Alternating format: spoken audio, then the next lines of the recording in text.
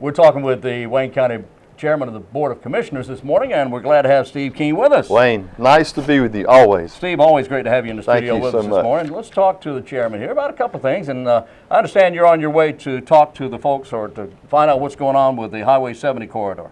Yes, we've got some money from the state and about $250,000. We're going to be doing an economic impact analysis study. Wow. From the capital to the coast on 70, something that, 4 years ago that I advocated for an economic impact analysis on existing 70. Just for a little bit of background on that, we've got just between Johnston County line and Dan Wise Chevrolet there in Lenore County, we've got about 327 businesses. We have 4,000 employees. It's about, we have 27 gas stations, a quarter mile each side of the road. That's in your interchanges also. And of course, much of our property values, about a third of our total commercial property values are on that highway. So that's it's welcomed to see the state come in and do an economic impact analysis just on that one little stretch. But we'll be doing it for the whole 70. All right, that's so right. We're kicking that off at Carteret County this morning. Durwood Stevenson, our director, is doing a great job putting that together. We'll have Governor Martin there. He's a part of our team. We'll have a representative from each county and a representative from each city on the highway. It's about 12 of us. Right, okay. And we'll be kicking that off at 11 o'clock. Former Governor Jim Martin will be there. That's great. That's great. Yep. We're looking forward to it. Oh, I'm sure. Take about 6 months.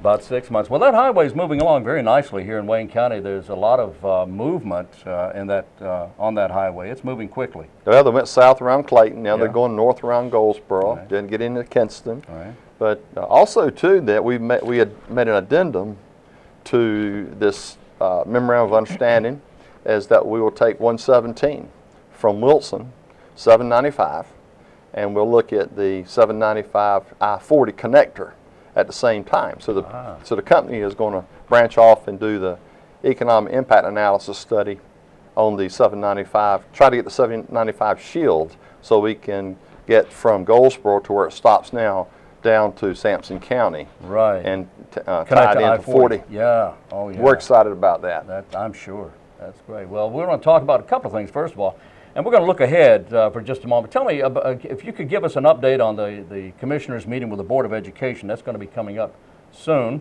Give us an update on that, and of course the Grantham School, where we stand on that. Do you have a crystal ball? You said look ahead. Well, let's take a look. No, I don't. But I'm reading palms. What do we know about it?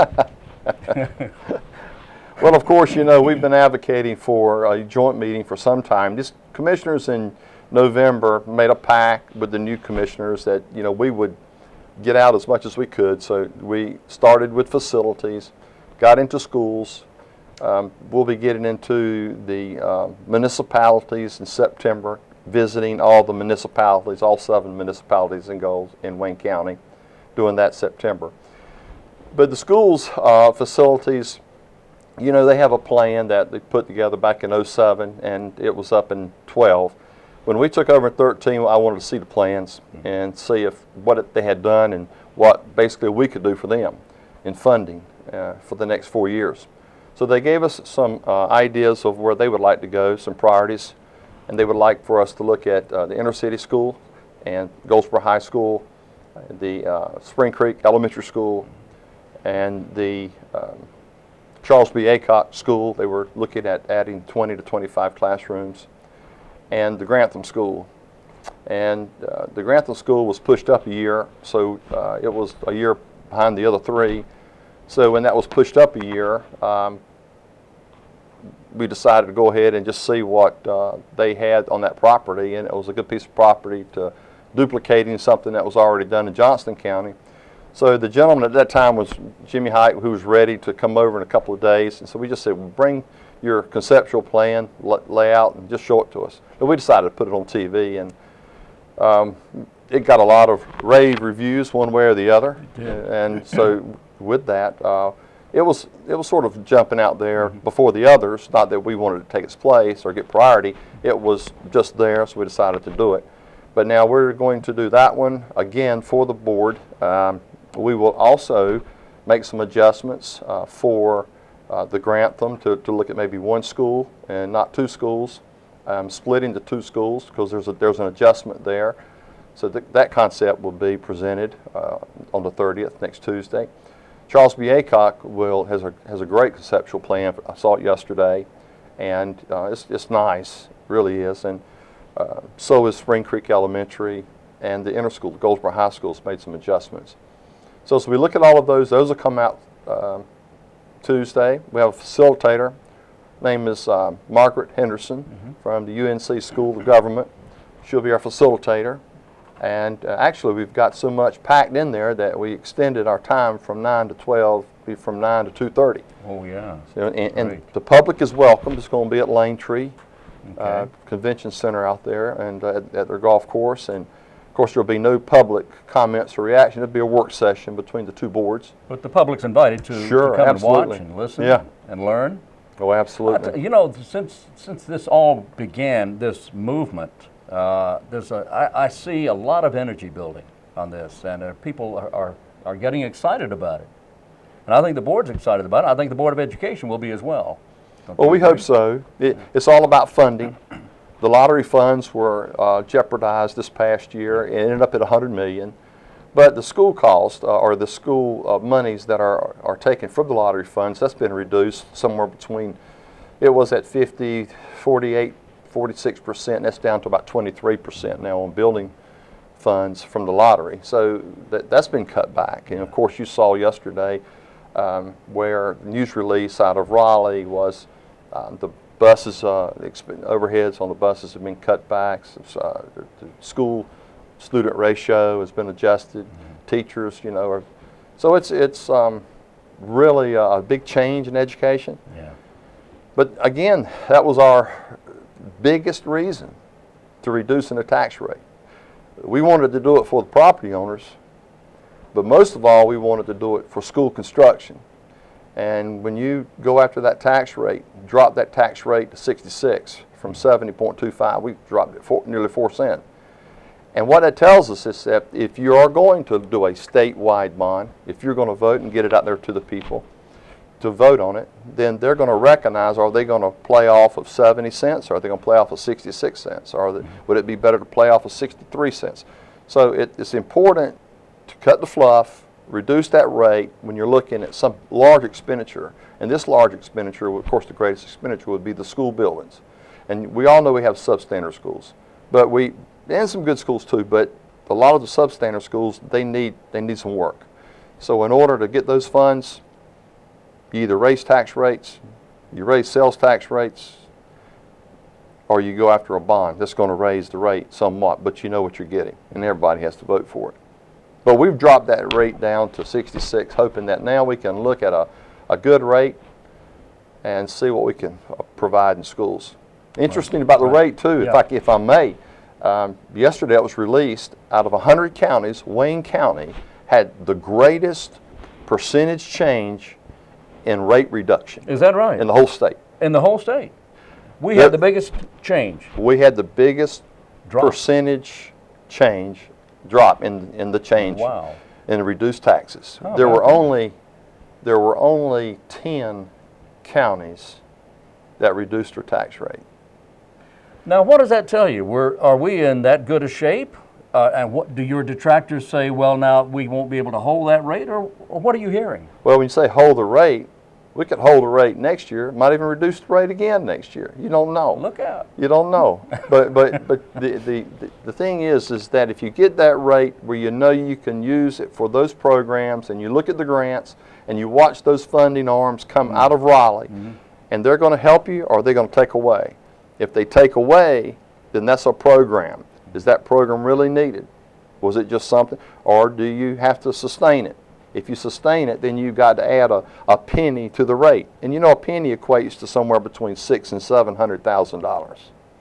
Because our county's worth about $7.8 billion. Okay. That's the value of Wayne County. But you get a 1 penny increase, equates to about $700,000, and then you get another penny, another 7. So you can go up 3 cents and get probably a couple of $1 million to fund a program that was cut by the state. But is that fund necessary? I mean, is that program necessary? And That's then the we have to question. do that as commissioners and look at it with the county manager and gets those department heads and say, you know, that was nice for 2 or 3 years, but the grants run out, the funding is not really necessary. I can take that and merge it over here. It was a good thing at the time. There may be those, however, who may say that if we do get help out of Raleigh, and Raleigh sends us help with programs, and they're going to want something in return. These mandates are tough. They've been tough on Wayne County, what Raleigh's demanding from the county. Will we have any control over that, or are we trying to cut back on money we're getting out of Raleigh and be more self-sustaining? Well, if we cut more money out of Raleigh and be more self-sustaining, then of course you've really got to watch your expenditures, Yeah. your sales tax and your property taxes. You want them to help. If it's necessary, you do want them to help. Okay. Because if you look at your poverty level in your county, if you've got 1 in 4 in poverty, if you got 1 in 10 that can't read, if your per capita income is below the state average, and you're holding your own at 9% unemployment, and you're holding your own with 100%, your property values right now are holding their own. A lot of counties are not. A lot of counties are 3 to 5% lower over the last 2 years. Even this last year, their property tax values are not as strong as they were a year before. We're holding our own. If we stay that way, then we know that we can fund certain programs. We just have to pick and choose. And some go without. But you don't want to pick and choose. You want everybody to, you want to be a win-win-win for everybody. But the state of North Carolina, they do want counties to take up more and the mandating. I think they're really lax. I think this administration doesn't mandate as much as the others have. And we'll see how that goes. They just got in just like we did. Yeah. Well, we'll see. We'll see how that goes. Steve, the fiscal year ended and the calendar year, we're halfway through. Commissioners are about halfway through the first year. Give me an idea of what you feel has been your best and biggest accomplishments and the challenges you may be looking forward to in the next 6 months. Personally, my biggest challenge was being elected chairman and looking at the makeup of the board, knowing that 5 board members, 4, and then 1, JD was sick, and then Ed Cromartie comes aboard, but you've got 5 board members to put together a budget that is already half over, and they've just got on board, and they know that 6 months later they're going to have to work on another budget, but they're going to have to work on that budget 3 months from now, because you start that budget up, that work 3 months prior to June 30. Right. So I had 90 days to take these guys and get them into areas where they could be sensitive to what was going on, knowing their districts, what was needed, the monies and so forth, and then how to appropriate those funds. Was it being appropriated from Raleigh? Were they mandated in the health department or DSS? How does it work? How does this system work? And it takes 3 to 4 months of a lot of meetings to go to all of these departments, talk to these department heads, and get them to get you to understand this is where our money comes from. And then, of course, then they have to sit down with the manager and understand the process of how these funds come in. What is your restricted funds, unrestricted funds? What really is a fund balance? What's a savings account? How much in here belongs to this enterprise, which is Wayne Net, or the solid waste, you know, or which over here belongs to education? Right. You know, so getting all of the commissioners now on board. Budget's been done. We're at 66 cents. We've had the greatest percentage change of any county in the state. The values have stayed the same. Now we need to go out and champion. Bill Pate is going to champion the veterans. The new clinic. God, I'm sorry. That's okay. He's going to the Ag Center. I'm sorry. The Ag Center. The Ag Center. Sure. The Agriculture Ag Center. The Research Center. That's something that has been bounced all around for probably 7 years. Yeah. I championed it back in 08 and 09, and went to D.C. and the fundings were sort of pulled back a little bit, but now we see some blue in the sky, and we think we could get back in, and he's going to champion that, and we've got a couple more commissioners that are going to champion the health care, Right, going to look, right. going to stay on top of health and DSS and the hospital, and watch the Obamacare as it starts taking place and unfold. Watching, we have a couple of commissioners going to be doing that, and then commissioners that are focusing on transportation infrastructure for the county. I'll tell you, you mentioned the Ag Center. We have one of, in my opinion, we have one of the finest ag departments in any county in the state. Right here in Kevin Wayne does a County. good job. Kevin's staff do a good Kevin job. and his staff are just amazing over there. We certainly need this Ag Center, and I know Bill Pate's going to do a great job in promoting it and getting it pushed through.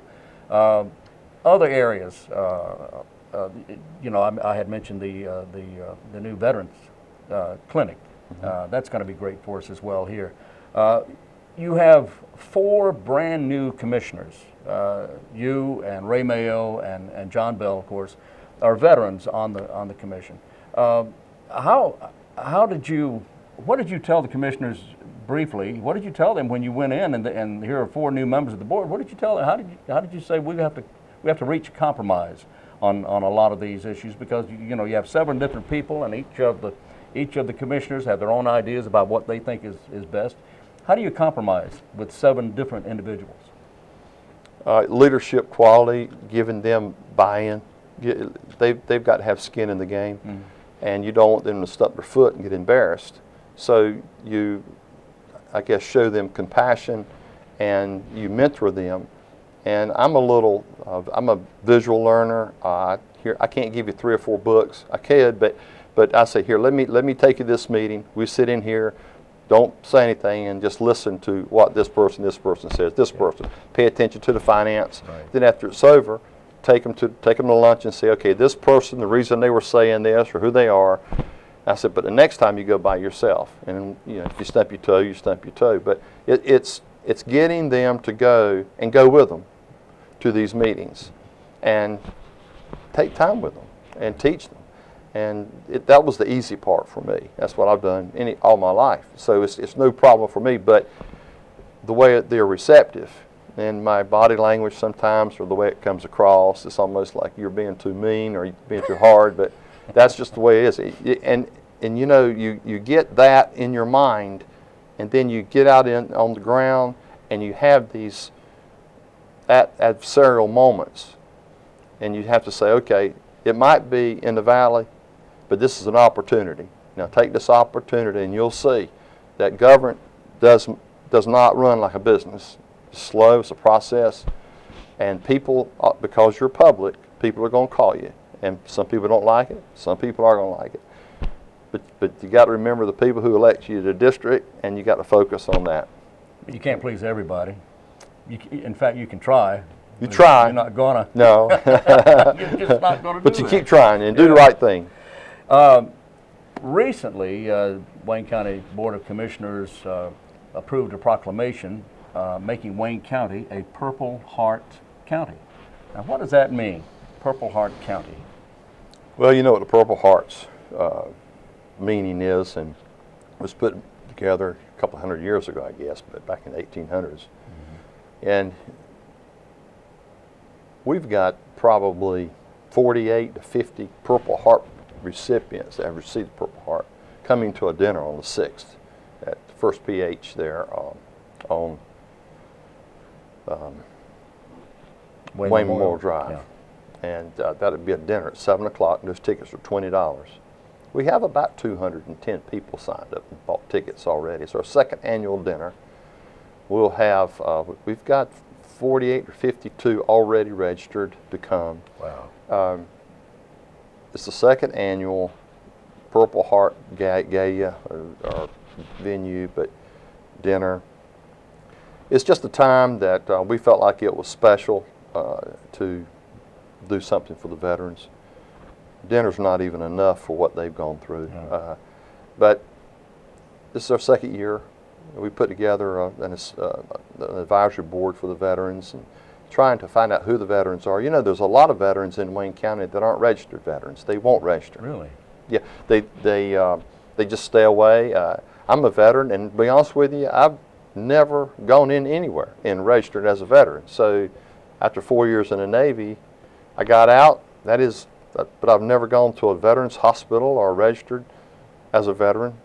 So I don't know how many there are out there, but there are a lot of veterans who are getting out. They're young people. People think veterans are disability, the veterans of foreign wars, and they look at them at 60, 70, 80 years old. The Iraq and Afghanistan, we have got hundreds, if not thousands, of veterans that are in their 28, 30, 35 years old that are out, that are looking jobs, that are going to school, who have jobs, and it's you know, we have an issue with some of the post-war syndromes that we have. You know, there's a larger suicidal rate in those who are getting out, especially Iraq. True. I serve on the task force in Raleigh at association level, and we have a friend, there's a commissioner, Tony Braswell over in Smithfield, that's just been appointed chair to the North Carolina Board of Veterans.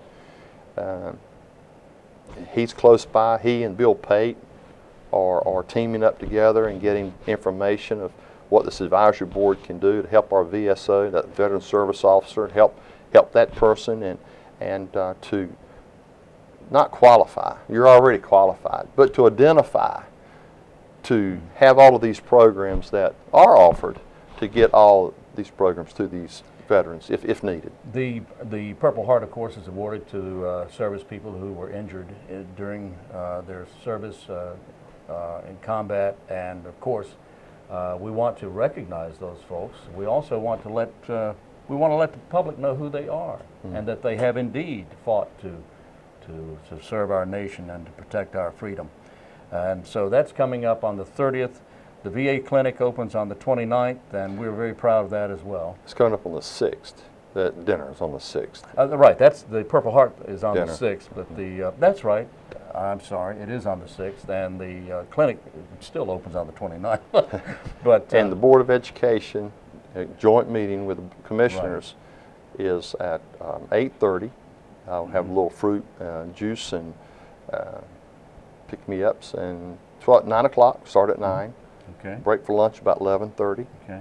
And start back up at 12 and finish up at 2:30. All right. We'll talk about a lot of things. We're just going to discuss. It's going to be a good meeting. It's not going to be contentious. It's just we're two elected groups that have the same ideals too for our children, and want to make it better for them and our grandchildren. So I think it's just getting together and working it out. That will be good. Things to come for the next 6 months. I think that we will be working on infrastructure. Okay. We'll be looking at manufacturing and jobs. Where's the best place in Wayne County in the next 10 to 15 years to locate properties that inland ports. If we do get 795, if we can get that shield and get that ready here in another 10 or 12 years. We've got 70 north. We've got to look at the interchanges there, of course, water and sewer, and we've got to do the same to 117. So it's going to be a challenge, but we can champion that. The board is facing a lot of challenges, and Steve, we're out of time, my friend. Sure, all right. We are out of It time. goes by fast. A conversation with the chairman of the Board of Wayne County Commissioners. I thank you very much for being with us today, sir. Again, Wayne, thank you very much. Steve King.